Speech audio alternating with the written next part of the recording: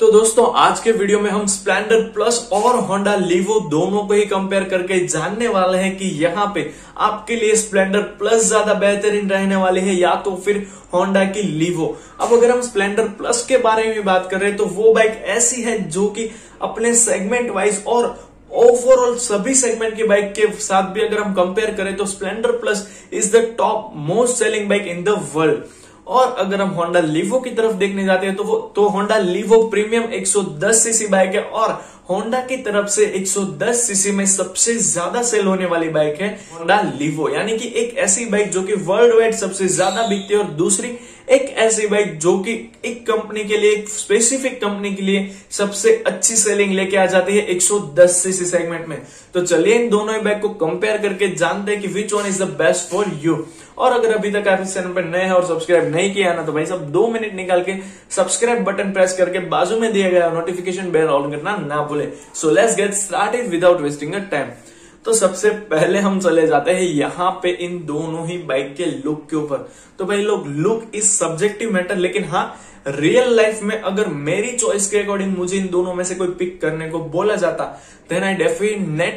Definitely go with the Honda Livo, क्योंकि वो आपको स्प्लेंडर के मुकाबले ज्यादा एग्रेसिव एंड ज्यादा स्टाइली एंड एक परफॉर्मेंस लविंग लुक प्रोवाइड करवा के देती है। लेकिन जब अगर हम स्प्लेंडर प्लस की तरफ जाते हो तो वहां पे आपको एक रेट्रो अपीलिंग वाला और एक कई सालों से स्टिल कंटिन्यू चला आ रहा है, लेकिन बावजूद फिर भी उसके आपकी आंखों को बेहद ही ज्यादा पसंद आने वाला एक लुक वहां पे प्रोवाइड कर दिया जाता है। बाय द वे लुक के मामले में मेरा सजेशन है आप कंपनी पे जाइए, दोनों ही बाइक को एक बार देख लीजिए, आपका जो डाउट रहेगा लुक के ऊपर वो जरूर से वहीं पे क्लियर हो जाएगा। तो अब हम चलते हैं दोनों ही बाइक के हार्ट यानी कि इंजन स्पेसिफिकेशन के ऊपर। तो यहाँ पे होंडा लीवो में आपको 110 सीसी का 4 stroke single cylinder air cooled engine provide कर दिया जाता है और स्प्लेंडर प्लस में 98.22 सीसी का 4 stroke single cylinder engine provide कर दिया जाता है। अब 110 सीसी है और दूसरी तरफ है 100 सीसी,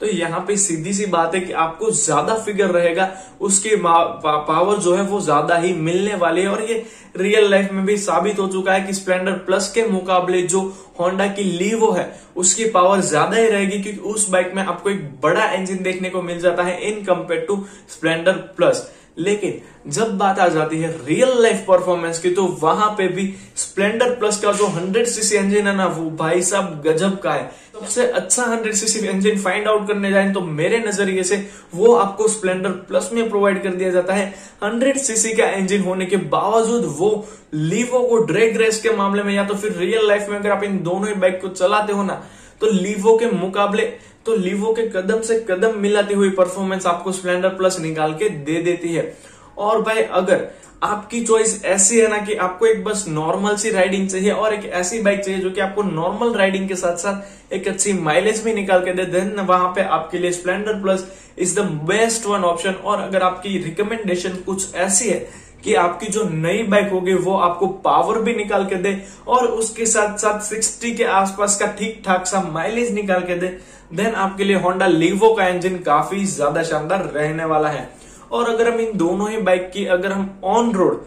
जो कैपेबिलिटीज है उनके बारे में बात करें तो भाई साहब दोनों ही बाइक खराब रास्तों पे जम के चलती है, दोनों ही बाइक काफी ज्यादा कंफर्टेबल है। इनफैक्ट मुझे अगर कंफर्ट के मामले में यहाँ पे चूज करना होता और अगर आप सिंगल सीट ही चल रहे हो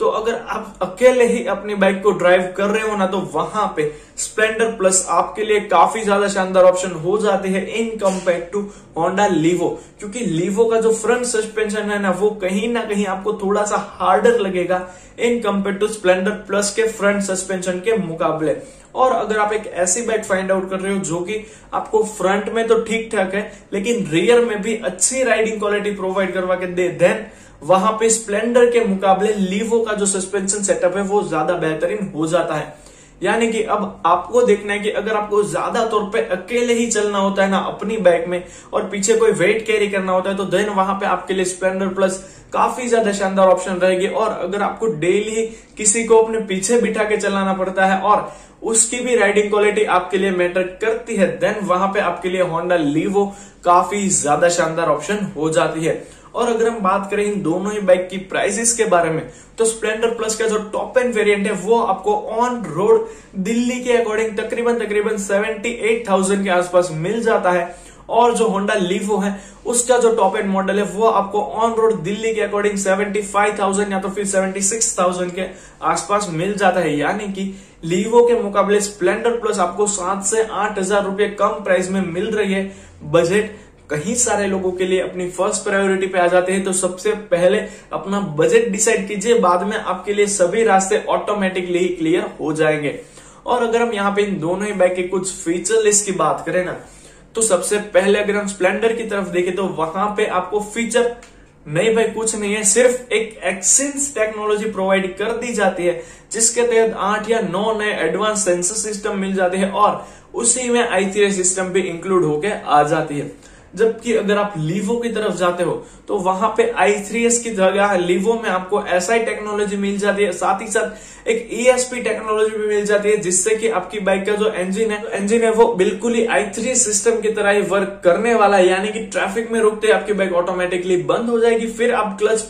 क्लच प्रेस करके अपनी बाइक को इजीली स्टार्ट कर सकते हो। और उसके सामने आपको लीवो में SI टेक्नोलॉजी यानी कि साइलेंट इग्निशन सिस्टम प्रोवाइड कर दिया जाता है, जो कि आपकी बाइक को अगर आप मॉर्निंग में स्टार्ट करो या तो फिर नाइट में आप कोल्ड स्टार्ट भी करते हो ना, तब भी आपकी बाइक का इंजन है वो साइलेंटली ही स्टार्ट हो जाने वाला है, जो कि एक काफी ज्यादा शानदार फीचर वहां पे आपको देखने को मिल जाता है। और साथ ही साथ जो लीवो का इंस्ट्रूमेंटल क्लस्टर डिजाइन है वहां पे आपको एक एडवांस इंस्ट्रूमेंटल क्लस्टर यानी कि डिजिटल इंस्ट्रूमेंटल क्लस्टर भी देखने को मिल जाता है, जो कि उस बाइक को और ज्यादा प्रीमियम एंड एक अपीलिंग लुक प्रोवाइड करके दे देता है।